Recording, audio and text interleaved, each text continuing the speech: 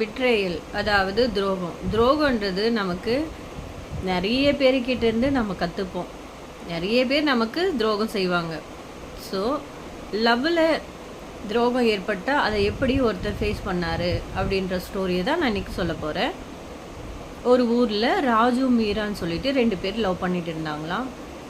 மீராவுடைய சந்தோஷம்தான் தன்னோடைய சந்தோஷம்னு சொல்லிட்டு ராஜு வாழ்ந்துட்டு இருந்தாராம்.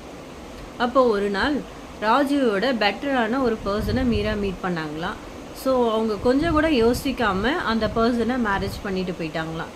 பட் ராஜுவுக்கு இது தாங்கவே முடியலையா, ரொம்ப ஃபீல் பண்ணார். அதை நினச்சி அழுதுட்டு சாப்பிடாம தூங்காமல் அழுதுகிட்டே இருந்தாராம். அப்போது ஒரு நாள் ஒரு குருஜி வந்து அந்த வழியாக வந்தாராம். அப்போ அவர் பார்த்து கேட்டாராம், நீ ஏன்பா அழுதுகிட்டே இருக்க அப்படின்னு சொல்லி கேட்டாராம். ஸோ வந்து இந்த மாதிரி நான் ஒரு பொண்ணை லவ் பண்ணேன், அந்த பொண்ணு வந்து என்னை விட்டுட்டு இன்னொருத்தரை மேரேஜ் பண்ணிட்டு போயிடுச்சு. நான் என்னுடைய ஃபுல் லவ்வை தானே கொடுத்தேன், என்னுடைய லவ்வுக்கு அவள் தகுதி இல்லையா, இல்லை நான் தகுதி இல்லாமல் போயிட்டேனா அப்படின்னு சொல்லி ரொம்ப ஃபீல் பண்ணி அழுதுகிட்டே இருந்தாராம். ஸோ அந்த குருஜி அப்போ சொன்னாராம், ஒரு தங்கத்தை நெருப்பில் சுட்டு கையில் வச்சுக்கோ அப்படின்னு சொல்லி சொன்னால் அதை நீ வச்சுப்பியா அப்படின்னு சொல்லி கேட்டாராம். இல்லையே வச்சுக்க மாட்டேன், அது என் கையில் சுட்டுடும் அப்படின்னு சொல்லி சொன்னாராம். ஸோ அதே மாதிரி தான் மீரா உன்னை விட்டுட்டு போயிட்டான்றது ஒரு தவறான விஷயந்தான்.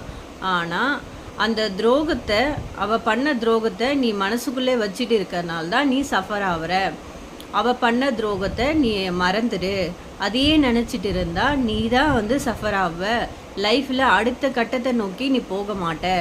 ஸோ அந்த விஷயத்த நீ மறந்துட்டு உன்னை நீ லவ் பண்ணு, உன்னுடைய கெரியரை பற்றி நீ யோசி. உனக்கு உண்மையான லவ்ன்றது கண்டிப்பாக ஒரு நாள் உன்னை தேடி கூட வரலாம். அதை பற்றி நீ நினைக்காம உன்னை மட்டும்தான் நீ லவ் பண்ண முடியும். இந்த உலகத்தில் உன்னை விரும்புறதுக்கு உன்னை விட சிறந்தவங்க இங்கே யாரும் கிடையாது.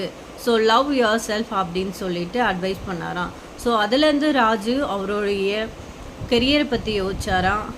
அவர் தன்னை பற்றி மட்டுமே திங்க் பண்ண ஆரம்பித்தாராம். ஸோ தன்னுக்கு ஏற்பட்ட துரோகத்தை அவர் மறந்துட்டு லைஃப்பில் என்ன பண்ணணும் அப்படின்ட்டு யோசித்து தன்னுடைய லைஃப்பில் சக்ஸஸான நிலைமைக்கு போனாராம்.